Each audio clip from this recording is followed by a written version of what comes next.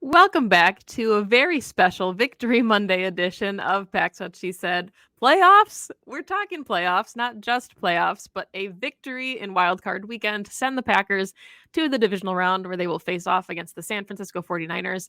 The seventh seed Green Bay Packers traveling to Dallas, a place that they've won plenty of times, AT&T Stadium, take on the number 2 seeded Cowboys. And don't just play a game, just dominate in every phase of the game and put themselves on the map, the youngest team in the NFL, the first seventh seed to win a playoff game. Perri, let's talk about it. This was a top to bottom whole team win, all three phases. Everyone played up to their highest standard. I couldn't be prouder of this team. I mean, the trajectory and the arc and the development from where they started to where they have come is unbelievable. I mean, I think my biggest takeaway, I know we're going to dive into each side of the ball, into special teams. We're going to talk about it in detail, but I think my biggest takeaway from this is like development can happen quick. Do not give up on a team, especially when they are young, this quick. And we talked a lot this season about how they dealt with a lot of injuries. We haven't seen this Packers team, fully healthy yet. What are they going to look like when they have Aaron Jones? What are they going to look like when they finally have Christian Watson? What are they going to look like when they have all of their preferred starters out there? Well, I guess it looks like this. They still were missing two, I think, preferred starters in David Bakhtiari, naturally, and AJ Dillon. That's it. When they have their full arsenal out there, they hang 48 on one of the best defenses in the league and the 2 seed in the NFC. This team needs to be taken seriously now. I understand why they were not, because of the way the season started, because of what you just said, them being so young, because they're the 7th seed. I understand that they were the underdog. You and I even went into this game being like, we think they can be competitive. Can they walk out with a win? I'm not sure. Well, this team deserves to be taken seriously now. We will go into this next matchup in a later episode, so we will not look too far ahead. We're going to just look at this beautiful win that was, but my big takeaway is like, this team has arrived. It is a long season. It was accelerated development for this young team, and they look like contenders right now. Yeah.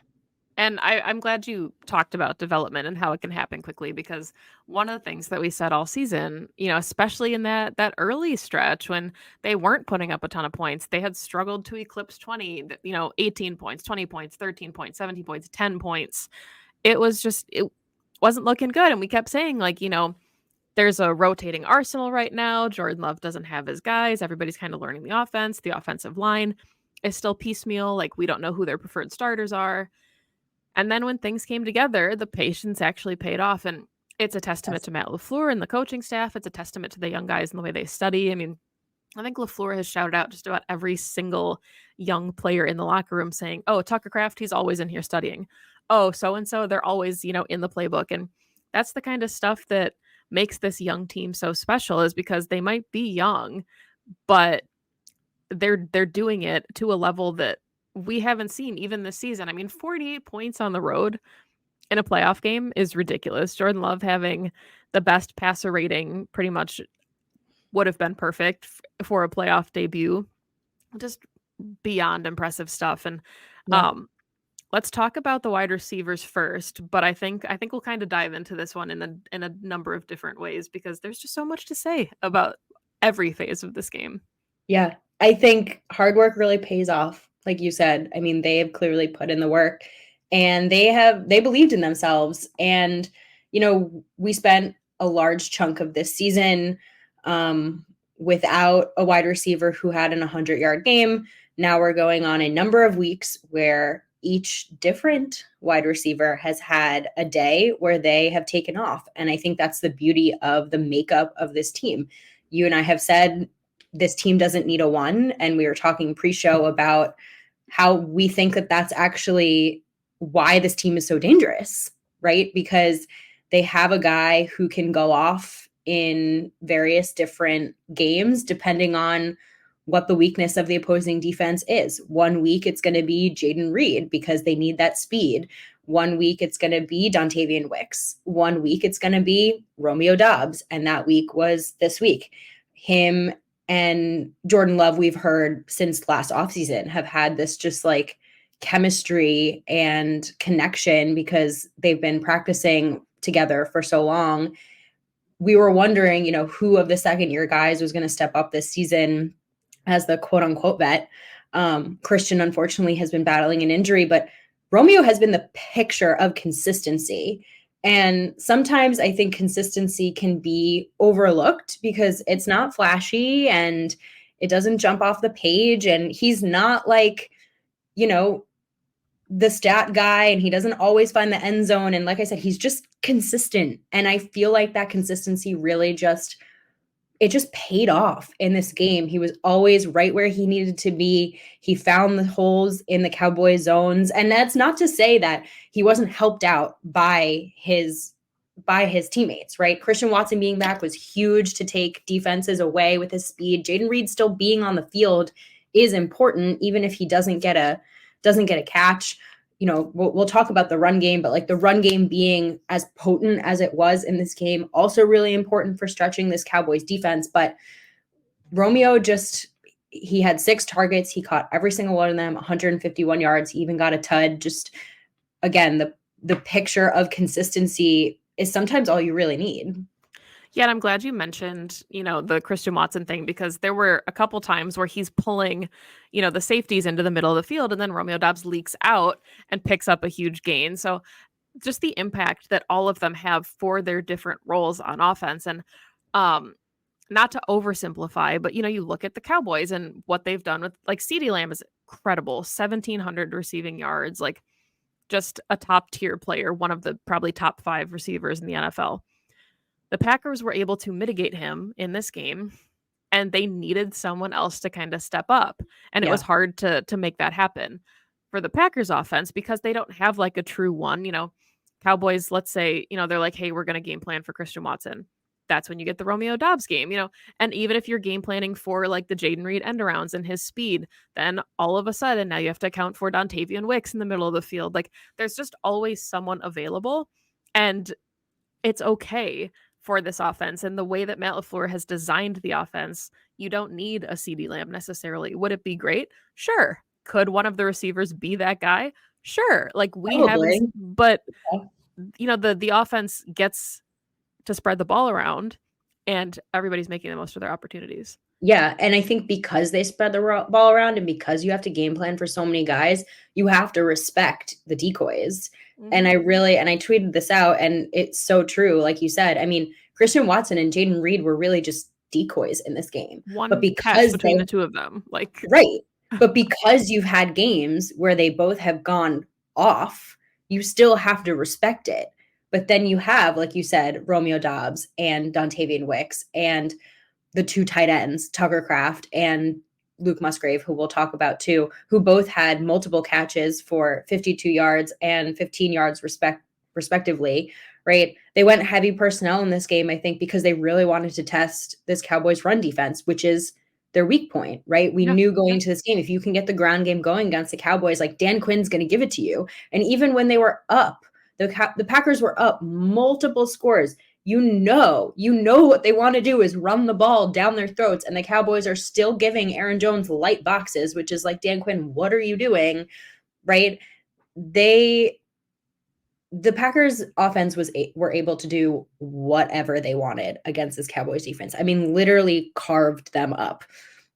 One of the things I wanted to bring up with you too is, I mean, something that we've seen in past Matt LaFleur offenses, I know we're getting a little off script right now because we have a long agenda, so we'll go back to it, but is, sometimes they take their foot off the gas a little bit, right? And I know that the final score looked closer than it really was. It was not. It was 48-16 at one point.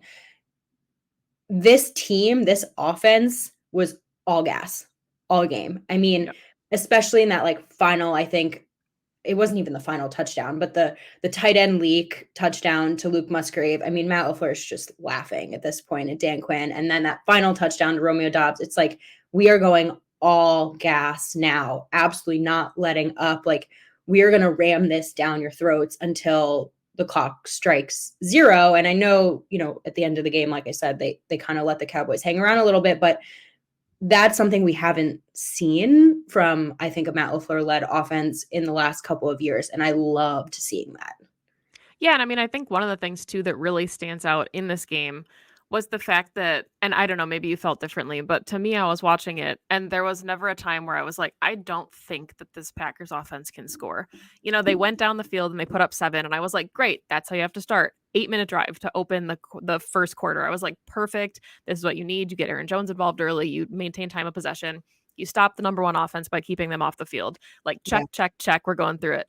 Then, there's a Jair turnover and you're sitting at 14 points and you're like, okay, yeah, they're getting a little help from their defense, but they're capitalizing on their opportunities. They're taking the ball away. Like, that's what you need.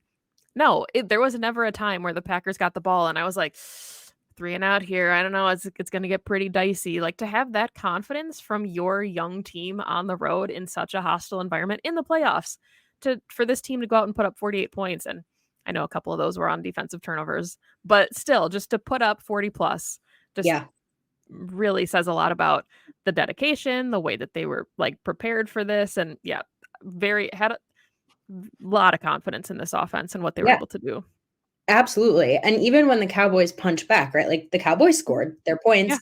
Packers were like, cool, our turn now. I mean, it was just an absolute like punch back. Like, Sometimes they sure. scored too Uh, fast. You'd be like, Packers, no, no, no, yeah. take more time off the clock. What are you Just let the doing? clock drain. But I think that's why getting the ground game going was so important, because like they got that lead really quickly, really early. All of a sudden you're up, what, 20 to nothing, and now you can just control the outcome of this game. I mean, it's the second quarter now, and it's like, okay, now we can just run Aaron Jones. And originally, those runs weren't going really anywhere. It's getting stuffed at the line of scrimmage, 2 yards, 3 yards, but they really stuck with it. Like, credit to Matt LaFleur and to Aaron Jones and to this offensive line for not giving up on the run game, because they knew this was going to be the key. And you watched as it went from 3 yards to 7 yards. Then Aaron Jones starts breaking free for 15, for 20, for those big chunk explosive plays, because you start wearing down a defense who's on the field for way too long. And this is how you break a team. Yeah, so let's talk about Aaron Jones then. Let's segue into that because we had said, obviously, going into this game, he's got a very prolific career in Dallas, from El Paso, loves to play in Texas. He gets to come back. And, we thought like Aaron Jones going to be one of the keys to success going into this game. I don't think any of us were like, yeah, Aaron Jones is going to get 3 touchdowns in this game. Like that was just Aaron Jones being Aaron Jones. 118 yards on 21 attempts, 5.6-yard average, long of 27. We said, like, you mentioned it already on this show, that Dan Quinn's defense was giving up like 112 yards on the ground. So that was their one weak point, was the run game. And then you get, Aaron Jones and company to come out 143 yards on the ground. And Mhm. just and for the Cowboys to have also won time of possession is just so wild, because when you look at those kinds of scores, you think like, oh, the Packers must have just held the ball a ton, burned clock, with the run game. No, the Packers were just scoring so quickly that the Cowboys would get the ball back. And in turn, them trying to just march down the field took time off the clock and, attributed to their time of possession. It's true. It's so true. I mean, I would have loved to have seen more. But Aaron Jones is a special player. I don't think that we really need to say too much more about Aaron Jones than we've already said. I mean, regular listeners of the show know how you and I both feel. We're running out of adjectives to describe, what he brings to this offense. I think there's a level of explosiveness that is not mirrored in any of the other running backs on this team. He will be back in 2024. It's really just a matter of negotiating that number. I think anyone who is a fan of this team or watches this team should want him back on this team, because what he brings to this offense is dynamic, and I would love a compliment to him in whatever form that may be.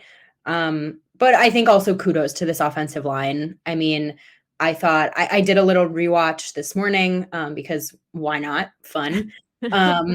And it was really awesome. I mean, I would say going into this season, you know that you have really strong tackles, right? You know Rasheed Walker, again, talk about development, has developed into a really solid left tackle. You know that Zach Tom is now becoming like one of the best right tackles in the league, and Elton is Elton. But in terms of, right guard and center is really like the weak point of this offensive line. And kudos to Josh Myers and the rotation between Runyon and Sean Ryan that they did in this game, because all five blocked their asses off. It is not easy to block this front. It is not easy to block Micah Parsons.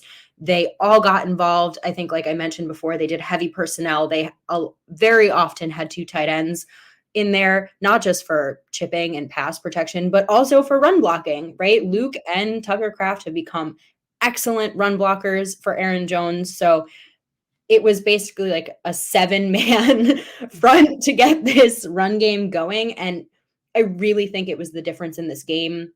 You mentioned it for time of possession and for handling, owning and dominating the game, but also just in terms of like team effort. We knew going into this, like if you can get the ground game going, like the Packers could walk away with a win. 118 and 3 touchdowns, I think it's always going to be a recipe for success. So yeah. I had to shout out the offensive line though, because I think very often they get overlooked, especially when we haven't even talked about him yet. But when your quarterback is playing as well as he is, right, naturally a lot of the success is going to fall on him. But so much of that success comes from when your offensive line is playing as well as they are, and they have not played this well all season, right? Like there were times early in the season where you watch this game and you're like, they cannot run block for shit.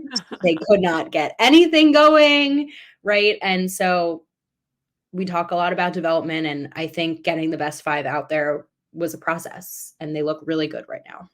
Yeah, and I mean, like, even pulling up some of these numbers, Rasheed Walker, 21 pass blocking snaps, 0 sacks, 0 pressures. Like, Micah Parsons dominates games. We have seen him do that. That was one of the keys. You mentioned it.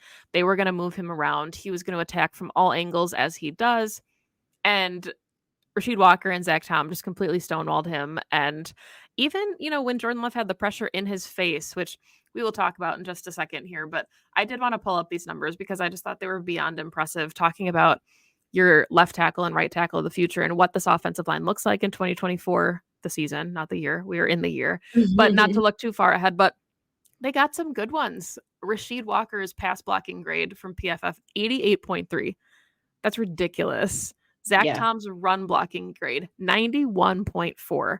Like, one of the things we said about this offensive line early in the season was really good in pass pro, really solid, cannot run block. And that was part of why the run game wasn't getting going early.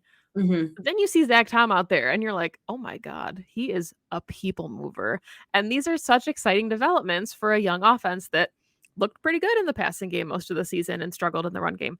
Now you got guys that can do both on your offensive line. Like, okay, look out. Yeah. And I really do think like the come up of Tucker Kraft also needs to be said. I mean, we've talked over the course of the years of Matt LaFleur in Green Bay as a head coach about how much he values wide receivers who can block. It's a whole team effort blocking in the run game. And like when you pair that with an incredible explosive back like Aaron Jones, you get 3 weeks in a row of over 100-yard games. 4 weeks now. And again, we're not to look too far ahead now because we're talking about this game, but I think it's going to, again, be a huge key moving forward. Okay. We've spent 19 minutes and we have not talked about Jordan Love yet. So sorry to bury the lead for everyone listening, but oh my God. You mentioned it, 16 of 21, 272, 3 tuds, no interceptions, no turnovers, no fumbles, no nothing. Nearly perfect, except for one last incompletion at the end of the game. I'm going to just pretend it was perfect. What we did not mention was best QBR in a playoff game in modern NFL history. Guess who's number 2? CJ Stroud against the Browns this past weekend, too. So the Nuts. future is here. The future is Stroud. The future is love. The future is love. I I don't know. I mean, oh my god. Oh my god. If you watched every Packers game this season, you saw the arm angles, you saw the arm strength, you saw the flashes. There's always a throw or two each game, especially even when they were losing Mhm. and playing poorly, even when it was a struggle to even put up like 3 points in the first half, or you were like, whoa. And all of a sudden it's all come together and it's every drive. There's a throw. It's every touchdown. It's magnificent. I mean, it's magnificent. You go. I don't have any words. No, I mean it's phenomenal, and we kind of joked about it when we were talking post game in the DMs about like at what point is the rest of the NFL going to realize like maybe it's okay to take a quarterback and let them sit for a couple years and develop, because we always had said, right, like what does Aaron Rodgers look like if he starts year 1 and has to just play, and the Packers moved on from Favre and he didn't get to sit for those couple years and learn behind one of the best to do it. Then you have Jordan Love come in, and what does that look like if he starts year 1? You know, maybe he's a backup or maybe he's not in the league. We talk about it with Josh Rosen all the time. Like there's guys that have talent and they come in and they're put in a bad situation. They have to start. They don't get time to develop. You could use Justin Fields. You could use a lot of Bears quarterbacks that just rotate through offensive coordinators like it's a carousel. Instead, the Packers model is we're going to take someone before we need them, someone that we really like and value. We're going to let them sit. We're going to develop them in our system. And you see the dividend in a playoff game in this kind of atmosphere where the moment is not too big for him. So, like, when is the NFL going to be like, hey, you know what? Maybe it's okay to let some guys sit? I think it's now because I watched Good Morning Football this morning and they were all like, in 12 years, when Yeah. the Packers take a quarterback in the first round when they don't need one, I am no longer going to freak out because I guess this is the model. So I think the Packers model has proven worthy and true. And look, it only works if you have a starter that's Mhm. good enough to have someone sit behind, Right. right? So, Absolutely. you're playing with, you're playing ahead of the curve here, but there's so much kudos to go around on the development of Jordan Love, to Matt, to Goot, to Tom Clements, to Jordan himself, who over the course of 3 years, I'm sure has put in so much work from the beginning of this season to now. I mean, he looks like a different quarterback. He has learned on the fly. I mean, there are literal plays that they have replicated from the beginning of the season to games most recently where he missed an open Mhm. receiver or he didn't, hit a guy and now he's hitting them. Like it is to be able to absorb and then replicate in real time is unbelievable to me. And you mentioned it and we mention it every week, but like there is an intangible energy about him, a quiet confidence, a I'm meant to be here aura, Yeah. right? Mhm. Of I am a franchise QB. It is a confidence that we've come to know in past quarterbacks, and it's awesome to see. And you can tell, I mean, the guys have been saying it in the locker room for months. They've been saying it since last offseason. They've been saying it, and it just took us until now to really listen because they've been believing in Jordan Love since before anyone else. So maybe listen to the guys in the locker room who actually play with the dude. Um, I feel like every time he touches the ball, every time the Packers are on offense, and you said this before, good things happen. Like it's an incredible to trust that when he lets the ball go, like I believe it's going to be a completion. Like Mhm. I believe that when they're in the red zone, it's going to end in 7 now. Like that is an unbelievable place to be in your first year as a starter. Yeah, absolutely. And I mean, it's not hyperbolic for this team that's been around him all season. Like, you look at Rashawn Gary, how he always said, stop playing with him. And Devondre Campbell, like, he can be a starting quarterback in this league. Like, he's better than a lot of starters that are out there. Last season, when he's backing up Aaron Rodgers, like, the guys see it. They're fully aware of it. And the thing that I love so much about this team is that they just rally so hard around one another and they're so supportive of each other. And like Jordan could have gone out there and talked his talk, and we saw him do that a little bit, in some moments like during the season, but he's always kind of been like the quiet confidence. He lets his actions speak for him, right? He lets his play on the field speak. He doesn't have to say anything. So the fact that his guys will say those things for him is just a testament to this team and the closeness of the locker room. Like, guys are always hyping each other up regardless of what side of the ball they're on, regardless of who their locker is next to. Like, it's been really special to see the development of this team, of a young quarterback, of a young offense, of, ascending defensive players. Like, just we talked about it a little bit about what it's like to go into the playoffs with no expectations and to get to like fully enjoy it. And it's wild to think that we're talking about year 1 of what we hope is a really long open window now for this Packers team, where Yeah. next year there will be expectations. Like I Well, hope we all there are now expectations based on the way that right, they just played. Yeah. right. Yeah. And it's interesting like going into a game like this and they get to play fast and loose and you know With the house money. done with that term. um but there was an energy, right? And the ability to play a little bit more open, a little bit more like kind of feeling yourself. Whereas the Cowboys, you could tell, were like tight and anxious and like, we have to win this, we have to win this. And when you play like that, because we've been on the other side of games like that, right? Aaron Rodgers seasons where, oh, we don't know, like this might be the last one with Aaron. We have to win this. Like we have to win the ring. You have to win the ring. And you're thinking ahead. You play differently. You totally play differently than versus when you're just thinking in the here and now. And it's always been Matt LaFleur's kind of mantra of 1-0 every week. You're just back to 1-0. Go in and play your brand of football and go 1-0. And again, when you are the underdog and you don't have those expectations, it's a little easier said than done than on the flip side. But we saw it on the field. I want to quickly flip so we can talk about the defense because they came up big. I think a lot of the domination of the Cowboys early on was due to the defense coming up with some big plays. This has not been a defense that has created turnovers this season for this team, right? They have not been able to flip the field in that way.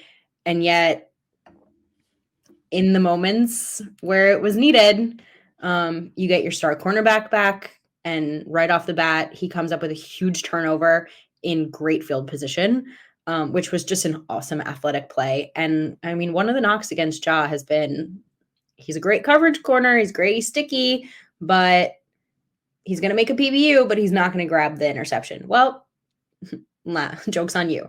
And then, of course, the pick six, which is a way too early to call dagger in a game, but really felt like a dagger in the first half and just like totally knocking the wind out of the Cowboys. Huge, huge play from Savage. So there was a lot of pressure on Dak. I thought Nixon had one of his best games Yes. I've ever seen him play. So just like big plays from big guys and big moments. I want to hear your thoughts. I want to hear guys that really stood out to you. But obviously those two plays, Preston with the final sack of the game, really sealing it off. Just a big, big team win from the defense. Yeah, and I mean, I think one of the things that we talk about with this defense was, who's going to step up.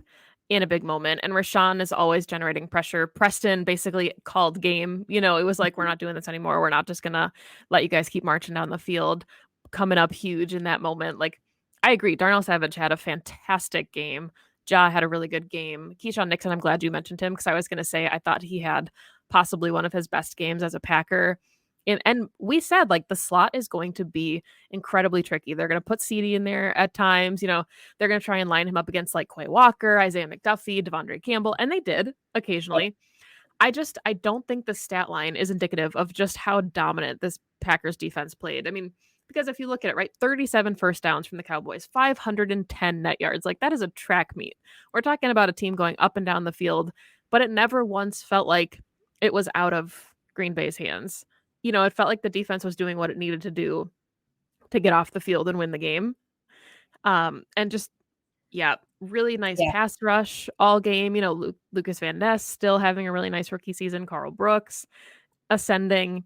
And not to get like too far into the conversations that we'll save for the offseason, but really starting to think about like what this defense can look like in the 2024 season and like what guys you kind of want to bring back. Because all season we've had the conversations, right, about like who would be your safeties, what are, certain positions going to look like. And then you see these guys coming up in such huge moments. And it's like, okay, these are guys that the chips were stacked against them and they're potentially playing for their jobs and they're playing really, really well. Yeah, it's true. I mean, backs against the wall, Packers defense is such a different Packers defense It than really any is. other time. Darnell is probably like the biggest conversation that we're going to have this offseason. And he plays that robber role so often. And you can tell he wants to make the big play.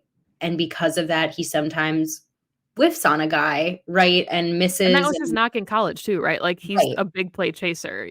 Yes. And he'll miss the big play, he'll go for the ball. And not to discredit that, like, go for the ball, I appreciate it. And then sometimes, he read that route. Like, he was in Dak's mind. And I don't think Dak gave him the credit in that moment. Fair. Darnell is not an all-pro safety. You're not gonna be necessarily game planning for Darnell Savage. But Darnell read that route and he jumped it and took it to the house. And it really, I think, was it was the beginning of the end for the Cowboys, because I don't know how you come back. You don't come back from 27-0. You just don't. The Packers took it and was all gas the rest of the game. I'm glad you mentioned the amount of yards the Cowboys had and just like the track meet, because that was something on my mind too, where the Cowboys were on the field a lot. They were playing catch up. They were throwing the ball a lot. This Packers defense is going to be tired, right? This is going to be a tired side of the ball who played a lot of snaps. They're going to have one less day of rest. So that's something just to keep an eye on. I know that Matt LaFleur mentioned pulling the starters probably a bit too early. I understand why he did it. Someone gets hurt. I mean, someone did get hurt, right? We'll talk about injuries at the end of the show. You don't want something worse to happen, right? You're up 48-16. You're thinking there's 10 minutes left. There's not much more. What's going to happen, right? They did let that Cowboys hang around a bit. Left a little bit of a bad taste in my mouth from Joe Barry. Sorry, Joe. You called a great game, right? 48-16 by all accounts. Called a great game. Your players had a great game. Probably pulled the starters like one or two series too early in my mind. And Matt owned it, so I'm not going to like hold it against him. But that final score just sucks. That just sucks, because really it was 48-16. And I think we talked about it on our live show, so we don't have to go into it too much. But for me, the last two scores were really just garbage time. Yeah, and I mean, you could even tell, like, the Dallas, like, Cowboys, they were so dejected. Like, Jake Ferguson got the touchdown and he would just drop the ball and run to the sideline. Like, okay, yeah, we gotta, like, just like, it was a pride thing at that point for them to go in and try and save a little face. And obviously, as we're recording this, no updates yet on what's going to happen with the state of the Cowboys. But let's go ahead. I was going to ask, did you feel like, it's funny that you mentioned that they like didn't celebrate anything. I felt like the Cowboys had no urgency. like zero sense of urgency, even when they were down. Like they were draining clock on some of their touchdown drives. I was like, you don't even feel like you can mount a comeback right now. It's the Like they McCarthy maybe, special. right? Like I was like, there was one drive I remember they were like running Tony Pollard up the gut. And I'm like, okay, sure, Took like keep 30 going. seconds. Yeah, it's like, Yeah. okay. It was like the third quarter. And I was like, yes, please keep doing this. Clock ticking. That's fine by me. Like zero urgency on their part. And that's part of me why I knew, even when they scored like that second touchdown in the fourth quarter where they made it 48-32, I was like, nothing's going to happen here. Going for two, okay, they have no urgency. They do not seem like a team who even believes that they can come back from this. So, fine. Okay, final, we mentioned it. There are a few injuries from this game that we do need to talk about because the Packers are moving on. So they want to be as healthy as possible. The big one being JJ Enagbare. Unfortunately, we did get word right before we started recording this that he tore his ACL, which is horrible. Especially for, you don't want anyone to tear the ACL, but JJ has had such a great come up of a season. He has been a really key rotational player, not just in the pass rush, but in the run game too. So it's going to be interesting to see what they do. Really sucks to see him go down. That was like the biggest one, I think, out of this game. Ja obviously left with the ankle. Don't know what's going to happen there. I saw him walking into the locker room post game, so hopefully it's not too bad. Of course, McDuffie with the stinger, and then Quay left the game, who looked banged up, but we haven't seen any kind of injury designation from him. So just a few names to keep an eye on, but the offense came out unscathed, which is a great sign. And then those three injuries on the defense, we will just watch over the course of the week. Yeah, we're gonna start the campaign early, but the Bring Isaiah McDuffie Back in 2024 campaign, because he has been such a difference maker in the middle of the defense. He can play the run. He's athletic enough to, play a little bit in the passing game. You don't necessarily love him to do that, but he just always has a nose for the ball, especially as a run defender. So really like the progression that he's made when he's gotten his opportunities on the defensive side of the ball. And yeah, I mean, like we said, the Packers now moving on to play San Fran, the third ranked offense and the third ranked defense in points for and points against. So another really good test. Packers will obviously be up for the task of going to Santa Clara, and we will talk about it. Probably Thursday, we'll have that episode dropping. So make sure you follow the podcast on Twitter at PWSS Podcast. You can find Perri on Twitter at Perri_Goldstein. You can find me on Twitter at Maggie J. Loney. You can find the podcast on YouTube. Please like each episode and subscribe to the channel if you don't already. If you're listening to the audio format, thank you so much for downloading the shows. We really appreciate that as well. Packers are in the playoffs. They're still in it. They're one of 4 teams left in the NFC, and we get to talk about it. Maggie, the Packers are going to divisional round. Can you believe it? Look at us. Look at us. Look at us. What a season for this young team, and there's more of it to come. So we'll be back on Thursday. Thank you so much for joining us. Can't wait to talk about the divisional round of the playoffs. Go Pack Go. Go Pack Go.